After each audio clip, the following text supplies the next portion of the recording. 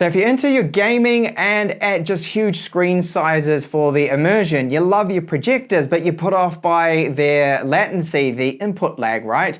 Well, this model is definitely worth a look. It's from BENQ. It's their X3000i. It's a true 4K HDR gaming projector. We have latency on this model here, if you game at 1080p and 240 Hz, of only 4.1 milliseconds. That's super low for a projector. And even at 4K 60 Hz, it's 16 milliseconds. Again, really low for a projector because normally they're about double that. Now it does come with Android TV that you can run through this, and the brightness is excellent. It's 3000 ANSI lumens, and we do have some built-in speakers. And in the box here, we'll find our Android TV remote. So we do have with this the projector settings menu right there, gaming mode, Amazon Prime Video is on board with this, but no native Netflix support. Now you can install it, but it doesn't come with it. And we are running a HDMI BENQ Android TV device here too, which is Android TV 9, the version it's on. So it's not the latest. Now there's a quick fix for that problem being Android TV being dated and then not having native Netflix support, is to simply use another Android TV box. So this is the con of this device, is it doesn't have Netflix built in and it's running, well, the older version here. Our power cable, quick start guide, 2 additional taller feet and 2 AAA batteries for that remote.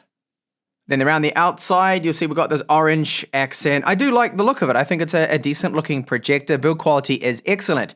So it's all about this here. We've got the RGBB setup. So normally we have the red, green, and blue, of course, but they've added another blue to help boost up the brightness. And we've got the 3000 lumens with it. Now, the maximum resolution is 4K 60 Hz, and the latency then will be 16.67 milliseconds for 4K and a projector. That's actually pretty good, but it gets better, as I told you in the intro before, that at 1080p and 240 Hz, it's only 4.16 milliseconds for the latency. That is super impressive there.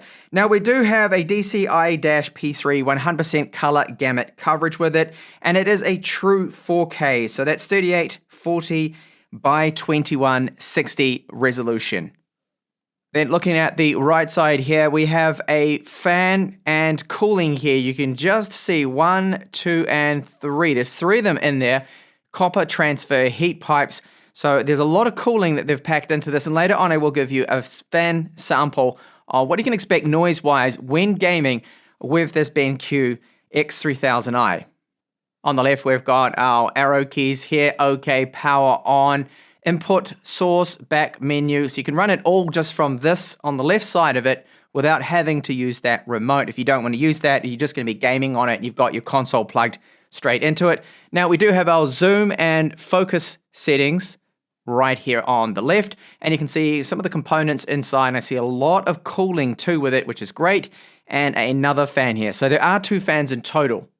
Then along the back of it, the first thing you notice is the Trevolo speakers. So they are 5 watts each. There are 2 of them. You can just see them right there. And they sound pretty good. I'll give you a sample of them later on. And they're stereo. So we've got our power in right here. There is a Kensington lock slot 2 and the 2 HDMI ports. Now this one has the audio return.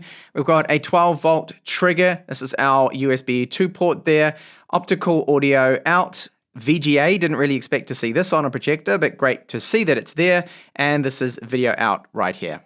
Then on the underside, we've got our rear rubber foot. These are the mounting points for a bracket. If you did want to roof mount this, you can flip it around, have it up on the roof, and then just go through the settings and invert the image, flip that over. And then we have the 2 adjustable feet here at the front, but you can, of course, screw these right out and install the other 2 even taller ones if you need to tilt it right up. So it's very cleverly thought out for that Android TV HDMI stick. It's right here, obviously, and I've just plugged in the micro USB to power it, and you simply need to slot that into, there's an HDMI port right here, hidden away. That goes in like so, and it is then set up, and you just need to install the top cover. So this is the top cover you have to remove in order to install this, if you want, of course, the Android TV functions. Now, you don't have to use this. You can just plug your consoles or your PC straight into it. So for my test setup here, I do have the projector mounted on a table 190 centimeters away from my wall, and we are looking at approximately a 90-inch projected image. So here we are in Android TV. This is pretty standard. So it's got a quad core built into it and 2 gigabytes of RAM, and the performance is absolutely fine here, connected up to Wi-Fi 5. I don't have it on the Wi-Fi 6, but Wi-Fi 5 support with it, and the performance is fine. Everything seems to load in good. You can get all your applications. Of course, you do have this, which is the Google Assistant. I'll just demonstrate that quickly. What's the weather today?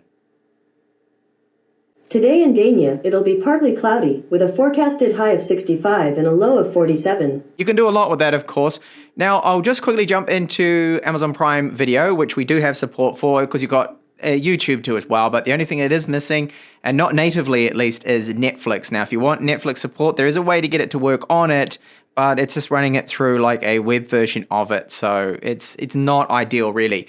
So we've got 4K support with this, and I'll just quickly go into an episode of something here, but only a short few seconds because of obviously copyright reasons and copyright strikes that I don't want. And I'll just resume it just to show you what the performance of is like of it to load this in. So it will take, as you can see, like a few seconds. That's loading it in. And there we go. It is up and running, and the image quality looks really great. And I'll get onto some more of that image quality shortly. Just wanted to show you, of course, how it is all performing here.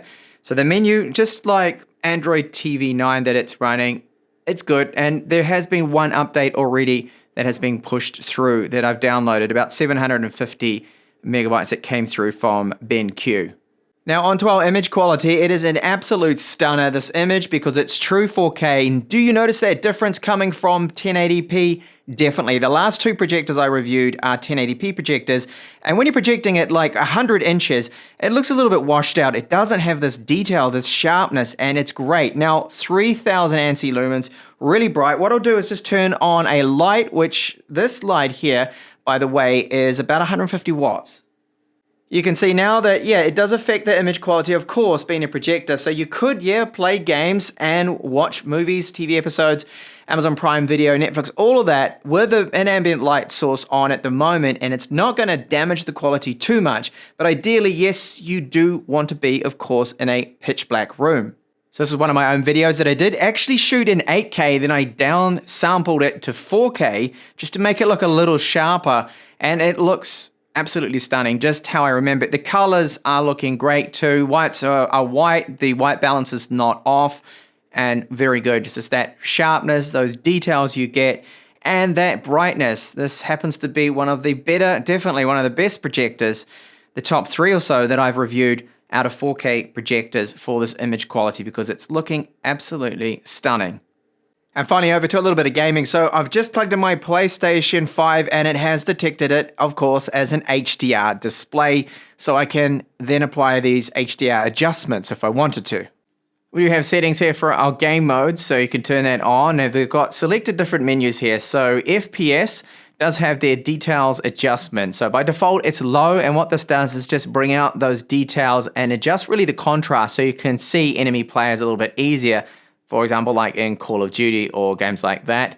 And you've got RGB, SPG right there, detail adjustments, or just turning the game mode completely off. Now, I'm going to leave it on here, and I'll just keep it on RGB mode at the moment. Testing out here Uncharted with my PlayStation 5, you can see that this image looks really good. It is very sharp, so the proper 4K, true 4K, and this is, of course, 60 hertz at the moment that it is running at. And it's a very tricky part of the game because I need to touch all of those fountains. And so far, I haven't been able to get past this bit in the game. It is that difficult.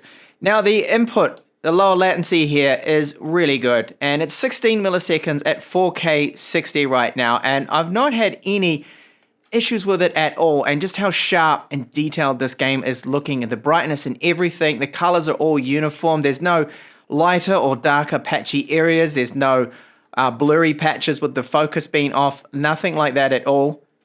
Oh, I messed this up. It's just so difficult, this part. Oh, there we go. That's too slow now. There's no way I'm going to be able to get them all in time. And playing now Dirt 5. I've got the PlayStation settings forced the resolution to just 1080p, and it's on the performance mode here with Dirt 5. So it'll be up to 120 frames per second. So the X3000i now running 1080p, 120 hertz, has a latency of just 8 milliseconds. So that's now half of 4K that I showed you just before with Uncharted. And you notice that the latency, really good. No issues at all. Gaming here, input lag, great. And even at 1080p, the image quality still has a lot of detail, looks very sharp, and really no problems at all. It's just super immersive and so enjoyable playing and gaming here at an almost 100-inch screen size. Now I've just plugged in my desktop PC, so this does have an NVIDIA GeForce 4090, and I've set my desktop resolution now to 1080p, and I've forced here the refresh rate to 240 hertz, no problems at all. And you can see, I just noticed straight away that the mouse cursor, everything is so blazing fast. Now I'm used to having a desktop and my PC in 120 hertz with the OLED LG TV that I've got, but of course this is double that refresh rate. And here is where the latency drops down to just 4.1 milliseconds. So I'll test out Counter-Strike now and how it performs. Now gaming at this 240 hertz 1080p, you just notice that there is no delay here at all. I mean, it's 4.1 milliseconds. That latency, I cannot detect that at all. And this is exactly when you press the trigger is exactly when it fires. When I look to the left, to the right, there is no noticeable delay here. And gaming, well, my current frame rate here, super fast. Wow, see, the delay is really good here. Not a problem. There is no delay. When you press fire on the trigger, that is exactly when it fires.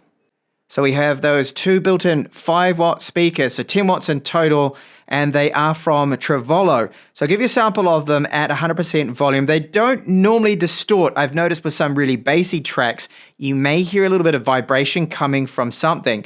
But for just 5 watts each, they sound pretty impressive. Not bad at all, but if I was going to be using this long term, I would certainly go for a surround setup or 2.1 setup with my own external amp.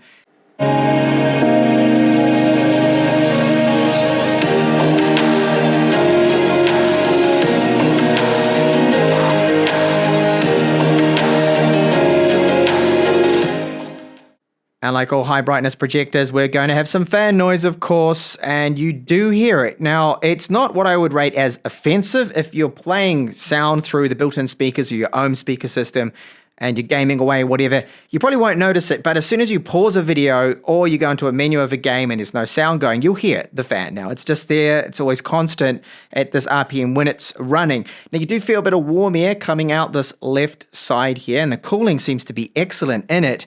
So the sample I'll give you now is the fan noise that you can expect out of it. It's about 35, 36 decibels.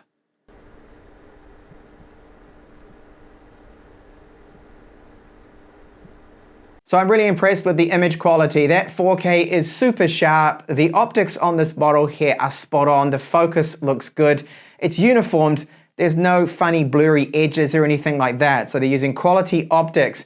And just gaming at 4K, if you're not someone that's really into, say, 120 frames per second or 240, and your console game, say with your PlayStation 5 at 4K 60, you're gonna love this because that extra resolution, extra details you get, and with a projector like this, just make it look absolutely fantastic. So sharp, the image quality. With me projecting onto my wall at 100 inches, I've been blown away with just how great it does look. Now, the brightness, 3000 ANSI lumens, it's super bright. Even with a bit of ambient light in the room, you can still see it just fine, which I can't say the same for other projectors that I've tested out that only have, say, 400 ANSI lumens or under 1000 ANSI lumens. No, it's very bright. Now, the trade-off with that higher brightness is, of course, it generates a lot more heat. And that heat that it needs to remove, of course, with active cooling with the fans inside. Now, the fan noise is, I would not say it's obtrusive. It's not that bad, but yes, you do hear it. That's one of the minor cons of this unit. The other for me is easily fixed, and that is that the Android TV is Android TV version 9, it's dated, and we don't have native Netflix support. But the easy fix is, of course, just get yourself an Amazon Fire Stick or another Android TV box that does have native 4K Netflix support, and away you go. And you can get some really cheap ones out there for below $50 that do support all of that. It is an additional cost, and yes, it should come, I think, with Android TV 11. So those are the two cons there. Otherwise, it's the image quality, contrast, the brightness, the sharpness, and even those built-in speakers, the two 5-watt speakers there, they sound fantastic. For the size of it, they're pretty good there. So overall, for a gaming projector, this one gets a big thumbs up for me. If you're into your games and you hate input lag and you got put off by the latency of other projectors just not being fast enough, then this is the model to get. And I believe it's the best 4K Android TV supporting HDR gaming projector money can buy at the moment.